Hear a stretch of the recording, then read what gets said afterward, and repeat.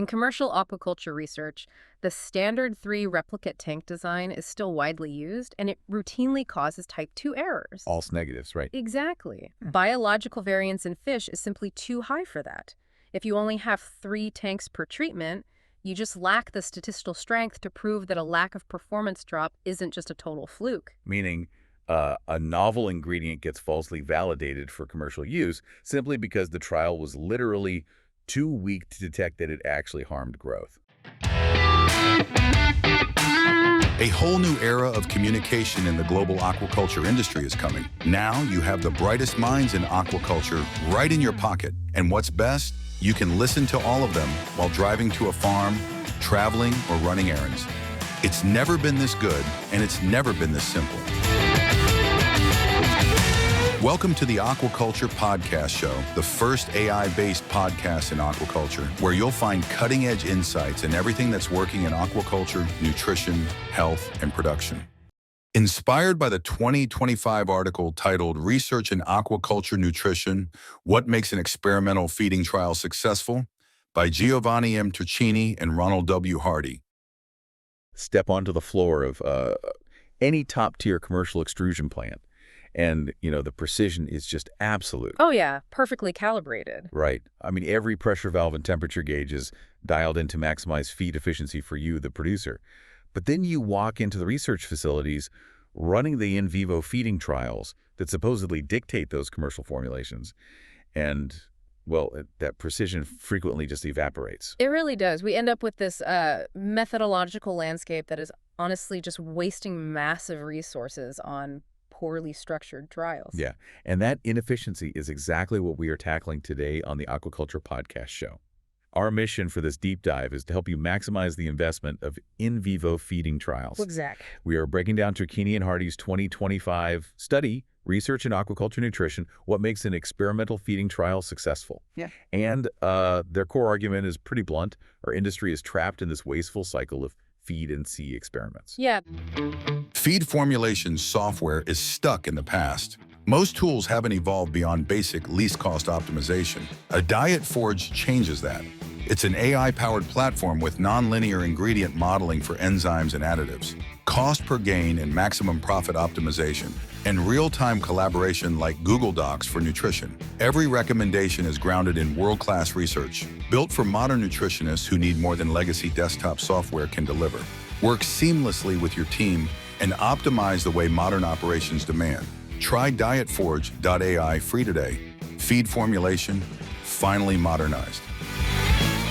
The trap really starts with blind substitution. Right. So a novel raw material is swapped in for fish meal or fish oil, and it's entirely justified by the phrase, well, it hasn't been done before. Right, just throwing things at the wall. Exactly. There is no defined null or alternative hypothesis. It's just this assumption that, throwing a new ingredient into a tank will automatically yield useful data.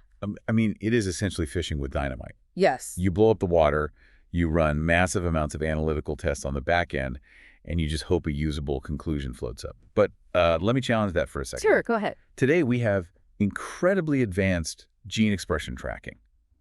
I mean, can't that level of cellular data prove a functional ingredient's efficacy, even if the traditional hypothesis is, a bit loose? Short answer, no. It really cannot. Really? Yeah, because gene expression only gives you a snapshot of cellular signaling at one precise moment. Oh, I see. Right, it tells you a signal was sent, but it does not measure dynamic protein activity over the entire growth period. So if that foundational hypothesis is missing, you cannot just use massive data sets to mask a poorly defined biological question. Right, and because that foundational hypothesis is missing, researchers try to compensate by testing like a dozen variables at once. Yeah, treatment bloat. Exactly. So how does that bloat directly impact the statistical validity of the trial? Well, it destroys your statistical power because, frankly, you run out of tank space. Right. In commercial aquaculture research, the standard 3 replicate tank design is still widely used, and it routinely causes type 2 errors. False negatives, right? Exactly. Biological variance in fish is simply too high for that.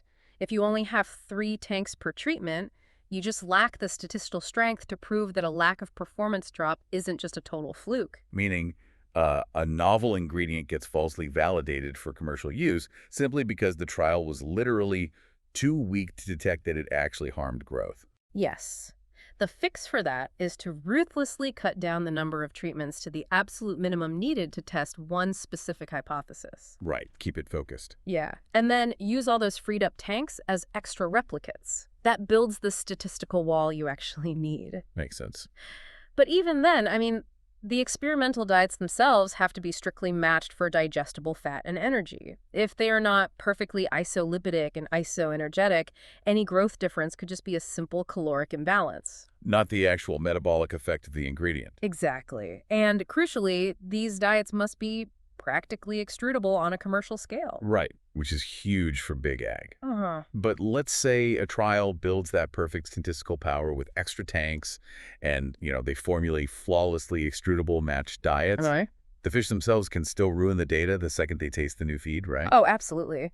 The transition period is where so many trials just completely fall apart. Yeah. When you introduce a novel ingredient, fish often experience an initial drop in feed intake simply due to palatability.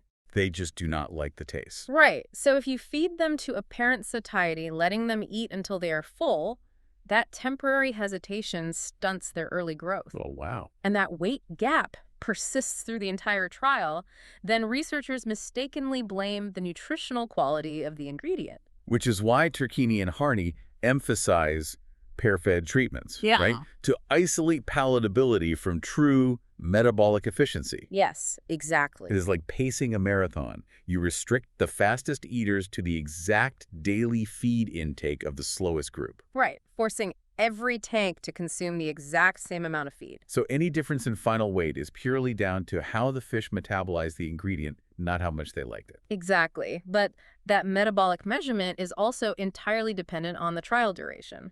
Turchini and Hardy outline what they call the 300% rule. The 300% rule. Yeah, the fish must double their initial weight, twice. Why is that specific threshold so critical for the data? Because of tissue turnover, if you are assessing changes in tissue composition, like fatty acid profiles, you need entirely new tissue to form. Okay. If the fish do not reach that 300% growth mark, the fatty acids you are analyzing are heavily skewed by the composition of the fish you started with. You are basically just measuring a slightly diluted version of day one. Right. So just to recap for everyone, the pillars of a truly successful in vivo trial are a rigid hypothesis, a streamlined design maximizing replicates, diets that are perfectly matched and commercially extrudable, Yes. plus pair feeding to eliminate palatability bias, and pushing growth past that 300% threshold. Hitting all those marks is literally the only way to generate robust data that actually drives large-scale commercial production forward. Which leaves a pretty massive question hanging over the industry. It does. If standard commercial literature is littered with type 2 errors from underpowered, triplicate-based trials, well, how many of our currently accepted commercial aquafeed formulations are actually built on falsely validated ingredients? Something for you all to think about. If you enjoyed this episode, make sure to follow the Aquaculture Podcast Show on your favorite platform. And don't forget to follow us on LinkedIn, Instagram, and Facebook to stay updated on the latest episodes and industry insights. Thanks for tuning in, and we'll catch you next time.